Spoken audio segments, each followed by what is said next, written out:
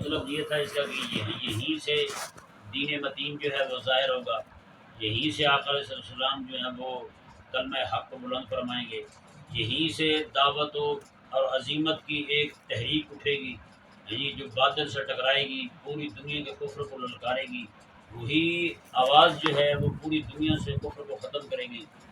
یہ جھنڈا جو ہے کعبہ مشرفہ کی چھت پر اسی لیے لگایا گیا تھا کہ یہ مرکز ہوگا، یعنی مرکزی مقام یہی ہے جہاں سے یہ تحریک اٹھنی ہے، سمجھا ہے نا۔ کریم آقا صلی اللہ علیہ وسلم نے وہیں سے ہی پھر آغاز فرمایا۔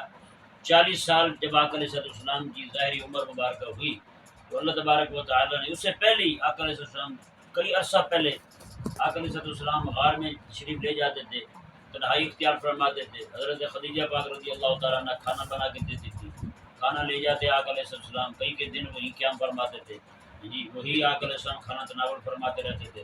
پھر جب حاجت ہوتی پھر آقا علیہ السلام گھر تشریف لے آتے۔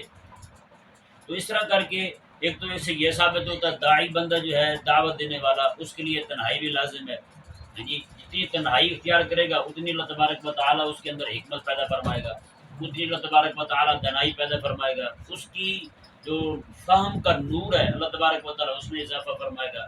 تو جتنے بھی انبیاء کرام علیہ السلام تشریف لائے ہیں سب کا حال یہی تھا، جی اور جتنے بھی مفکرین ہیں سب کا حال یہی ہے۔ آج تک جتنے بھی ائمہ گزرے سب کو دیکھ لیں، حضرت سیدنا امام غزالی رحمہ اللہ ارشاد فرماتے ہیں آپ بغداد میں پڑھاتے تھے، مناظرے کرتے تھے، رئیس المناظرین تھے، امام المناظرین تھے امام غزالی اپنے وقت کے۔ جس میدان میں آپ کو رکھ دیتے تھے وہاں مخالف کو وہاں سے جو ہے نا وہ بولنے کی ہمت ان کی جواب دی جاتی تھی۔ امام غزالی رحمہ اللہ اتنے بڑے مناظر تھے، لیکن ایک دم سے آپ نے سارا کچھ چھوڑا، وہ آپ کی طبیعت میں جو اللہ تبارک و تعالیٰ کی گوشے میں محبت تھی اس محبت نے کھینچا ان کو۔ پھر امام غزالی رحمہ اللہ جو ہیں وہ جامعہ نظامیہ بغداد پڑھاتے تھے، تعلیم و تعلم کا سلسلہ چھوڑ کے فلسطین چلے گئے سیدھے مسجد اقصی شریفہ کے مینارے میں، وہیں بیٹھ کے آپ نے اعتکاف کیا تنہائی میں، کسی کو نہیں آنے دیتے پاس، نہ خود کسی کے پاس جاتے ہیں۔ وہ آپ کا اعتکاف جو تھا وہ 12 سال کا تھا، 12 سال پورے امام غزالی رحمہ اللہ نے وہاں پہ اعتکاف فرمایا اور تنہائی اختیار کی، گوشہ نشینی قدرت نشینی اختیار کر لیا آپ نے، قدرت نشینی اختیار کر لیا آپ نے 12 سال کے بعد۔ آپ فرماتے ہیں جب میں وہاں سے اٹھا اللہ تبارک و تعالیٰ نے ان کے دل کو ایسا سیکل کر دیا تھا، ایسا چمکا دیا تھا۔ آپ خود فرماتے ہیں جو حق تھا نا مجھ سے اعتکاف کرنے کا وہ ادا نہیں ہوا، لیکن پھر بھی اللہ تبارک و تعالیٰ نے اپنی رحمت کے چھینٹے مجھ پر ایسے برسائے کہ فرشتے چلتے ہوئے مجھے سامنے دکھائی دیتے۔ تو پھر امام غزالی رحمہ اللہ جو ہیں آپ نے پھر احیاء العلوم شریف لکھی۔ احیاء العلوم کا مطلب کیا ہے جی؟ پہلے پڑھاتے تھے، پڑھاتے ہیں تو کیا خیال ہے وہاں علوم کا احیاء نہیں ہوا؟ علوم کا احیاء کہاں ہو رہا ہے؟ یہاں ہو رہا ہے کتاب لکھ کے، احیاء علوم الدین۔ میں پہلے تو فلسفہ پڑھ رہے ہیں، اس کا رد پڑھ رہے ہیں، یہی چیزیں سارے پڑھ رہے ہیں۔ امام غزالی رحمہ اللہ احیاء علوم الدین کتاب ترتیب دیتے ہیں، اور یہی وہ کتاب ہے حضرت سیدنا شیخ الامام عبد القادر جیلانی رضی اللہ تعالیٰ عنہ کے متعلق محققین کہتے ہیں کہ جو غلب دین کی تحریک حضرت غوث پاک رضی اللہ تعالیٰ عنہ نے بغداد کے اندر برپا کی تھی، تو باتیں اس کے پیچھے اصل جو ہے نا تحریک اسی کتاب کی تھی، احیاء علوم الدین کی، یعنی کہ وہ امام حضرت غوث پاک رضی اللہ تعالیٰ عنہ جو ہیں آپ نے جو تحریک برپا کی ہے یہ حضرت امام غزالی رحمہ اللہ کی برپا کی ہوئی تحریک کا تسلسل تھا، اور یعنی کام شروع کیا امام غزالی نے۔ امام غزالی رحمہ اللہ کے بعد جو ہے حضرت غوث پاک رضی اللہ تعالیٰ عنہ جو ہیں آپ اس تحریک کو ایسے عروج پہ لے جاتے ہیں کہ پھر آپ کے صحبت یافتہ، آپ کے تربیت یافتہ حضرت سلطان صلاح الدین ایوبی رحمہ اللہ جو ہیں وہ کہاں جناب فاطمی کی حکومت کا بیڑا غرق کرتے ہوئے جی پورے جناب عرب میں جی جتنے بھی فسادات تھے سب کو نیست و نابود کرتے ہوئے مسجد اقصی شریف جا پہنچتے ہیں، وہاں غزہ کی جنگ ہوتی ہے، آگے پیچھے اس وقت بھی غزہ یہی میدان جنگ تھا، تب بھی نہیں زلیلوں کا قبضہ تھا جی، تب نصرانی تھے، اب یہودیوں کی بدماشی پھیلی ہوئی وہاں پہ، لیکن نصرانی اب بھی ان کے پیچھے کھڑے ہوئے یہودیوں کے، یعنی یہودی اور نصرانی جو ہے ہمیشہ یہی دونوں ذلیل جو ہیں حملہ آور رہے ہیں ان پر۔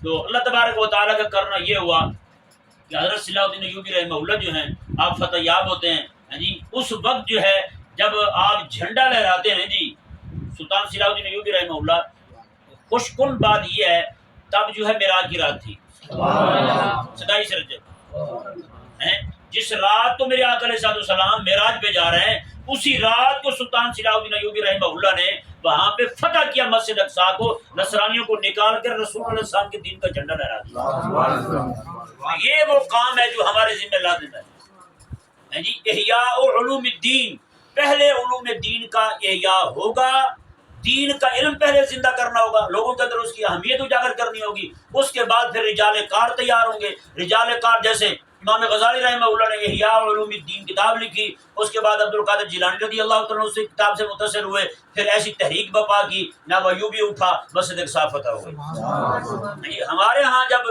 نظام تعلیم سارا فرنگی کا ہوگا تو بتائیں اس کا نتیجہ بھی پھر وہی ہوگا، اس کا رزلٹ بھی وہی سامنے آئے گا۔ پھر تو اس لیے ہم پر لازم ہے کہ سب سے پہلے ہم اپنے بچوں میں، اپنے جوانوں میں، ان کے اندر جو ایک مرغوبیت پائی جاتی ہے فرنگی علوم سے، وہ پڑھیں گے تو روٹی کھائیں گے، انگریزی پڑھیں گے، یار کہیں لکھا ہوا ہے 11 12 آئے تو روٹی ملتی ہے ورنہ روٹی نہیں ملتی۔ یہ انگریز جو ہیں یہ خود بھوکے مرتے تھے، ہمارے مسلمانوں کے پاس، حکمرانوں کے پاس آتے تھے، آگے بھیک مانگا کرتے تھے، جی ہمارے علاقے میں لوگ بھوکے مر رہے ہیں کچھ دے دیں، ہمارے ہی حکمرانوں سے بھیک لے کے یہ کھایا کرتے تھے۔ آج جناب کیا ہوا، مسلمانوں کی سستی کیا لیں اس کو، یا مسلمانوں کی کم ہمتی کیا لیں، بزدلی کیا لیں، جو بھی کیا لیں ان کو، یہ پیچھے ہٹے، وہ جناب آگے بڑھ گئے۔ آج جناب حالات ایسے ہیں کہ ہمارے مسلمان جو ہیں یہ ان کو دیکھ کے جناب ان کے منہ سے رالیں ٹپک رہے ہیں۔ تو وہی سب سے پہلے ضرورت ہے احیاء علوم الدین کی، یعنی علوم دین کا احیاء ہو۔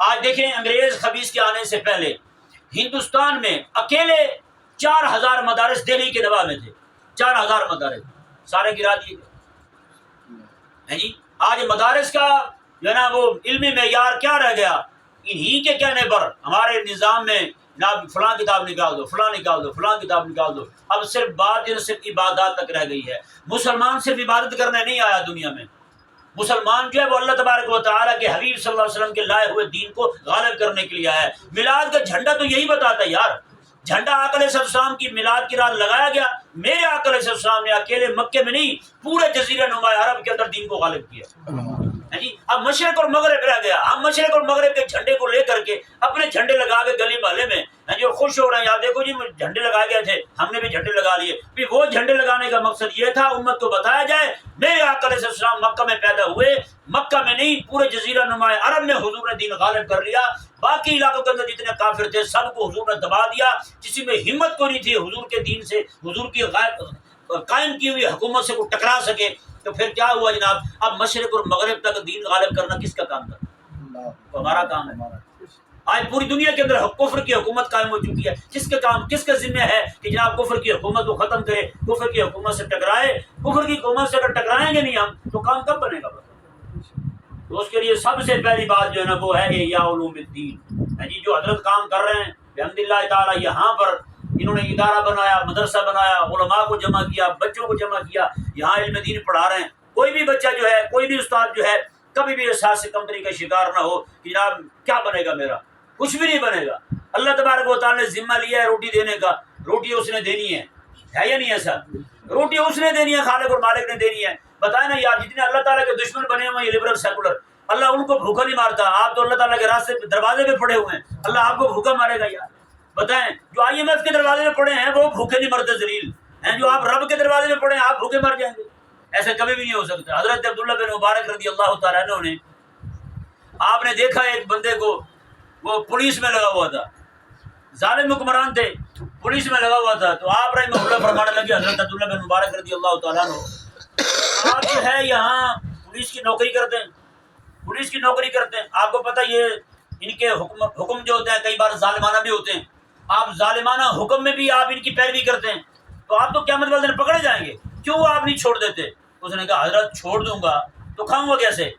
آپ رحمہ اللہ نے بڑا خوبصورت جواب دیا، بما یار دیکھ، اللہ تعالیٰ کے جو احکامات کی مخالفت کرنے والے ہیں ان کی نوکری کرتا ہے تو اللہ تجھے دے رہا ہے، بھوکا نہیں مرتا تو، جب ان کو چھوڑ کے اللہ کی فرما برداری میں آ جائے گا اللہ بھوکا مار دے گا تجھے، اللہ بھوکا چھوڑ دے گا تجھے۔ تو بھائی پیارے اور محترم بھائیو، یہ ہے وہ بات جس کی طرف میں آپ کو لانا چاہتا ہوں۔ احساس کمتری چھوڑ دیں، سب سے پہلا کام وہ آپ کا کام ہے۔ غلبہ دین کے لیے کچھ لوگ جو ہے نا وہ درکار ہوتے ہیں، کچھ شعبے انتہائی لازم ہیں، ان میں سب سے پہلا شعبہ جو ہے وہ ہے تعلیم و تعلم کا۔ سب سے پہلا شعبہ تعلیم و تعلم کا ہے، کیونکہ تعلیم و تعلم سے آگاہی آئے گی. تعلیم و تعلم سے معلم جو ہے وہی آپ کو بتائے گا کہ آپ جو ہے نا کتنا نقصان کر چکے ہیں. وہی آپ کے اندر احساس زیاں جو ہے نا نقصان کا احساس وہ بیدار کرے گا. جب بندہ مومن کو پتہ چل جائے گا میں کتنا نقصان کر چکا ہوں، پھر اس کے ازالے کی کوشش کرے گا. ازالے کی کوشش کرے گا تو پھر جا کر کے پھر اس کے دفاع کے لیے کھڑا ہوگا، اپنا نقصان پورا کرنے کے لیے کھڑا ہوگا. اس طرح کر کے آہستہ آہستہ پھر وہی دن ہمیں بھی اللہ تعالیٰ دیکھنا نصیب کرے گا جو حضرت سلطان صلاح الدین ایوبی رحمہ اللہ کو اللہ تعالیٰ نے دیکھنا نصیب کیا تھا. جی تو وہ معراج کی رات آج میلاد کی رات آئی ایسے گزر گئی. ہم نے نعرے لگائے، گلیوں میں جھنڈیاں لگائیں، جھنڈیوں پہ جناب خدا رسول کا نام لکھ دیا، پھر آقا علیہ السلام کے نقشے نلین بنا دیے. وہ جناب دوسرے دن ساری گلی میں پڑی ہوتی ہیں، اوپر سے لوگ چل پھر رہے ہوتے ہیں اور گستاخ کوئی دوسرے ہیں، گستاخ دوسرے ہیں. ہم میں سے گستاخ ہے، ہم تو عاشق رسول ٹھہرے بھائی. عاشق رسول کہاں گستاخ بنتے ہیں؟ بڑا بتائیں نا، ہوتے ہیں گستاخ عاشق رسول. تو پھر یہ کیا ہے؟ ہم جناب کیا کرتے ہیں؟ پہاڑیاں بنائیں گے. یہاں پتہ نہیں رواج آئے نہیں، ہمارے یہاں تو بہت ہے بھائی. پنجاب میں پہاڑیاں بنائیں گے، مسجد اقصی شریف بنائیں گے، مسجد نبی شریف بنائیں گے، آقا علیہ السلام روضہ مبارکہ کا ماڈل بنائیں گے. پھر جناب جب وہ محفل ختم ہو جائے گی، میلاد شریف کا وقت ختم ہو جائے گا، لوگ دیکھیں گے، رات کو عورتیں آئیں گی، گانے بجائیں گے، سارا کچھ کریں گے یہ شیطانیاں. پھر اس کے بعد اپنے پاؤں کو ٹھوکر مار کے ان کو گرا رہے ہوں گے. گستاخ کوئی اور ہیں، ہم تو ہیں ہی. بتائیں گندی نالی کے اوپر جناب نعوذ باللہ من ذالک مسجد نبی شریف کے ماڈل بنا، گندی نالی کے اوپر کعبہ شریف کے ماڈل بنا. بتائیں گستاخ کوئی اور ہیں؟ سوچ رہے ہیں نا آپ؟ نہیں. اب تو خیر رواج ختم ہوتا جا رہا ہے، اللہ تعالیٰ کا فضل ہے. پہلے جناب گنبد آقا علیہ السلام کی گنبد شریفہ کی تصویر مصلی پہ ہوتی تھی، کعبہ مشرفہ کی تصویر مصلی پہ ہوتی تھی، اور امام صاحب نے سلام پھیرا سیدھا گنبد کے اوپر بیٹھے. گستاخ کوئی اور ہے. نہیں سمجھ آیا مسئلہ؟ یہی وہ نقصان ہے جو ہم کر رہے ہیں. اسی نقصان کی پہچان کروانی ہے ہم نے امت کو. جب تک ہم اس نقصان سے خود نقصان کر رہے ہیں نا، جب تک ہم اس نقصان سے نہیں نکلیں گے. اس گستاخ نے تو ہمیں پھنسایا ہے. ان چیزوں کی قدر اہمیت ہمارے دلوں سے نکالنے کے لیے اس نے یہ خود اپنے بندے چھوڑے ہیں، اپنی کمپنیاں قائم کر کے اس نے کہا دیکھو عاشق رسول ہیں، بڑے جناب خوش دلی کے ساتھ دل جمعی کے ساتھ جناب ان چیزوں کو حاصل کر. واہ واہ واہ، آقا علیہ السلام کے روضہ مبارکہ کی تصویر والا مصلی جناب، اس پہ نماز پڑھیں گے، تصور رہے گا. یار اگر آپ اتنا اسے مقدس سمجھتے ہیں کہ دل میں آپ کے ذہن دماغ میں تصور رہے، اور پھر آپ اس کے برابر پاؤں رکھ کے اس کے اوپر بیٹھ بھی رہے ہیں، پاؤں بھی رکھ رہے ہیں، یہ کیا طریقہ ہوا؟ حضرت خواجہ قمر الدین سیالوی رحمہ اللہ، شیخ الاسلام والمسلمین، جی آپ رحمہ اللہ کے حالات میں نے پڑھا ہے. جہاں بھی آپ جاتے تھے کسی کمرے کے اندر آقا علیہ السلام کی گنبد شریفہ والی تصویر ہوتی تھی، وہاں جوتا نہیں لے جاتے تھے، وہاں جوتا نہیں لے، جوتا باہر ہوتا تھا. حضرت یار حضور کے روضہ شریف کی تصویر بنی ہوئی ہے، یہاں میں جوتے لے کے جاؤں گا تو بےعزتی ہوگی. اور آج ہم کیا کر رہے ہیں؟ مسجد نبی شریف میں آپ چلے جائیں، لوگ ننگے پاؤں جائیں گے بیت الخلاء میں ننگے پاؤں جائیں گے، وہاں قضاء حاجت کریں گے، وہی گندے پاؤں لے کے وضو والی جگہ پہ آئیں گے، پھر وہی وہ بیت الخلاء والے پاؤں بھی وہیں سے آ رہے ہوں گے، وضو والے پاؤں بھی وہیں سے آ رہے ہوں گے، ایسے گندے پاؤں لے کے مسجد نبی شریف میں آ جائیں گے. یار حضور نے وہاں پکڑ لیا، تو گندے پاؤں لے کے میری مسجد کو فرید کرنے آ گیا تو کیا بنے گا یار؟ اور ہمارے جو ہیں یہاں کے پاکستانی لوگ جو ہیں وہ محبت میں جناب وہاں پہ ننگے پاؤں گھوم رہے ہوتے ہیں جی، اور ان کو یہ نہیں پتا کہ جناب آپ سے پہلے کئی سارے لوگ جو ہیں وہ گندگی والے پاؤں لے کے یہاں سے چل چکے ہیں جی. پلیدگی یہاں آ چکی ہے، وہ پلیدگی جناب وہاں پہ کوئی اور بندہ آیا گیلے پاؤں لگائے، وہ اس کے پاؤں کو بھی لگ گئی ساتھ، اور سارے مسجد نبی شریف میں نماز بھی پڑھ رہے ہیں. مسلمانوں کا کیا حال ہے؟ کبھی غور کیا ہم نے اس بات پہ؟ تو یہ وہ نقصان ہے جو ہم کر رہے ہیں، بے ادبی کے طور پہ کر رہے ہیں. یہ وہ کام ہے جو ہم کر رہے ہیں. اب جگہ ناپاک ہو گئی، وہاں پہ جو بندہ نماز پڑھے گا، نماز کہاں ہوگی یار؟ کون سی جگہ یار جو ہم نے چھوڑ رکھی ہے ایسے جہاں پہ ہم بے ادبی والا معاملہ نہ کرتے؟ تو اس لیے سب سے پہلے یہ علم ادب جو ہے نا، حضرت امام نووی رحمہ اللہ نے پوری کتاب ادب پہ لکھی، آپ نے ریاض الصالحین لکھی آپ نے، اس لیے تاکہ درس دیں، سبق پڑھائیں، سب کو پھر ہمارے علماء نے اس کو نصاب میں شامل کیا تاکہ بچے جو ہے وہ آداب سیکھیں. مدینہ منورہ میں ایک بندہ جو ہے کعبہ مشرفہ کی طرف منہ کر کے تھوک دے، میرے آقا علیہ السلام میں اس کے پیچھے نماز نہ پڑھنا، بھائی اس کو مصلی پہ نہ کھڑے ہونے دینا. اب نہ اس کے ذہن میں بے ادبی والی بات، نہ اس کے ذہن میں کعبہ مشرفہ کے متعلق نعوذ باللہ کوئی ایسی بات نہیں جناب کعبہ کی بے ادبی ہونی چاہیے. بغیر نیت کے اس نے تھوک دیا، لاپرواہی ہو گئی اس سے. تو حضور فرماتے ہیں اس کے پیچھے نماز نہ پڑھو. اور ہم تو سارا جانے بوجھے کر رہے ہیں، ہم تو سارا خود کر رہے ہیں، ہمارا کیا بنے گا یار؟ تو اس لیے سب سے پہلے جو ہے وہ علم ادب ہے جی، احیاء علوم الدین. اور ادب جو ہے، ایک امام ہے بہت بڑے، وہ فرماتے ہیں میں اپنے استاد کے پاس پڑھا، 22 سال پڑھا، 22 سال میں 2 سال میں نے علم پڑھا، 20 سال میں نے ادب سیکھا. اب افسوس ہوتا ہے وہ 2 سال بھی علم نہ پڑھتا، وہ بھی ادب سیکھ لیتا. ہمارے ہاں جو ہے نا زیادہ کمی جس چیز کی ہے وہ ادب کی ہے.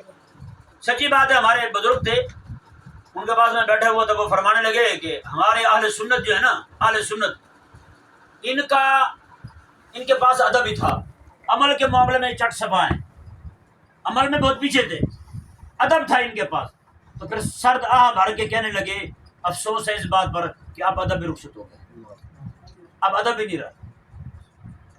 بتائیں جی، جو پڑھانے والے ہیں ان کا ادب نہیں ہے، دینی کتابیں ہیں ان کا ادب نہیں ہے جی، مقامات مقدسہ ہیں ان کا ادب نہیں رہا، تو بتائیں کیا بنے گا یار.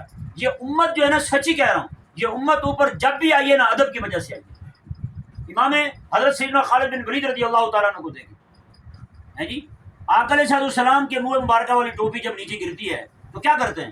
اپنی جان کو خطرے میں ڈال کر کے جی گھوڑے سے نیچے اتر آتے ہیں، ٹوپی کو ڈھونڈنا شروع کر دیتے ہیں. کافروں کی جب تلواریں چل رہی ہیں، ٹوپی نکال لی، لوگوں نے کہا کہ یہ آپ نے کیا کیا، آپ شہید ہو جاتے. پھر آپ نے جو شاید میں ڈھونڈ رہا تھا وہ میری جان سے بھی قیمتی تھی. جب تک یہ ادب تھا اللہ تبارک و تعالیٰ نے کبھی ان کی تلوار نیچے آنے نہیں دی. ہاں، سلطان عثمان اول رحمہ اللہ، سلطنت عثمانیہ کے، ان کو اللہ تعالیٰ نے پتہ کیوں اتنی بڑی حکومت دی تھی؟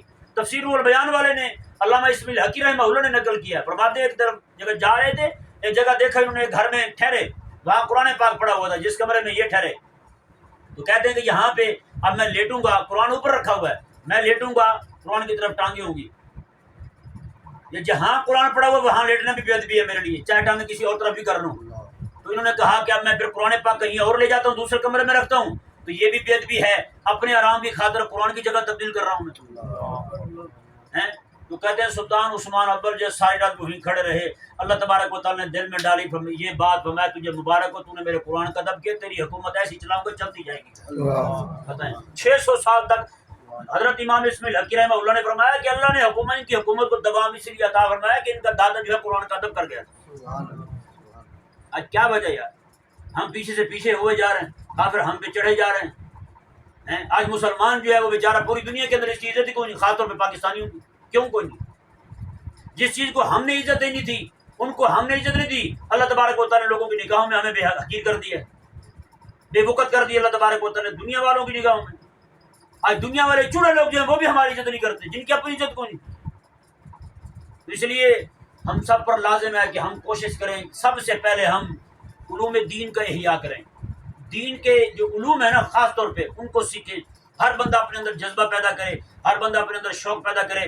آپ پڑھیں، آپ سمجھتے نا میری عمر گزر گئی اب میں کیا پڑھوں گا، آپ اپنے بچوں کو پڑھائیں، ان کی عمر تو ہے نا، عمر آپ کی بھی نہیں گزری، عمر آپ کی بھی ہے، سیکھنے کی عمر جو ہے وہ کبھی ختم نہیں ہوتی، آخری دم تک بندہ سیکھتا جاتا ہے. ایک امام تھے بہت بڑے، ان کے وفات کا وقت تھا تو ایک بندے آئے، عالم آئے ان کے پاس، مجھے سنائیں کیا حال ہے، کیسی طبیعت ہے؟ انہوں نے کہا طبیعت ٹھیک ہے، بس آخری وقت ہے. انہوں نے کہا زندگی میں آپ نے بہت کچھ کیا ہے، کسی بات پہ افسوس تو کوئی نہیں؟ انہوں نے کہا بس ایک افسوس ہے کہ مسئلہ میرا حل نہیں ہوا. انہوں نے کہا مسئلہ بتائیں. انہوں نے کہا یہ مسئلہ ہے. انہوں نے کہا یہ جواب ہے اس کا، یہی سنا. انہوں نے کہا مولا تیرا شکر ہے، اتنے الفاظ منہ سے نکلے تھے دنیا سے روانہ ہو.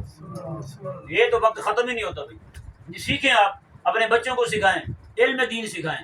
علم دین سکھائیں گے آپ کی نسلوں تک حضور کے دین جائے گا، آپ کی نسلوں تک حضور کے دین کی محبت جائے گی. اور یہ سخت ضرورت ہے اس وقت. بچے ہمارے جو فرنگی نظام تعلیم کی طرف جا رہے ہیں، جس کا نقصان میں اور آپ دیکھ رہے ہیں، یہ الگ بات ہے. اس نقصان کو ہم مانتے نہیں، اس نقصان کو ہم سمجھتے نہیں ہیں جی. اب دیکھیں ہمارے ہاں مدرسہ ہے نا، یہاں ان سے پوچھیں کبھی ایسا ہوا ہے کہ انہوں نے 2-3 دن میں 2 کروڑ روپے جمع کیا ہوا ہے کبھی؟ حضرت رولا ڈالتے رہے، کوئی بھی نہیں دیتے ہمیں. بریلی شریف میں ایک مولوی ہے جی، اعلیٰ حضرت رحمہ اللہ کے عرس پہ کھڑا ہوا اعلان کر رہا ہے، اعلیٰ حضرت رحمۃ اللہ علیہ تم سے سخت ناراض ہوں گے اگر کالج کے لیے تم نے پیسے نہ دیے. 2 کروڑ 30 لاکھ روپیہ اعلیٰ حضرت کے نام پہ مانگ رہا ہے کالج کے لیے. ایک مولوی 2 دنوں کے اندر جس نے 2 کروڑ 30 لاکھ روپے جمع کر لیا. 2 کروڑ 30 لاکھ روپے ہندوستان میں رہ کے جمع کر لیا.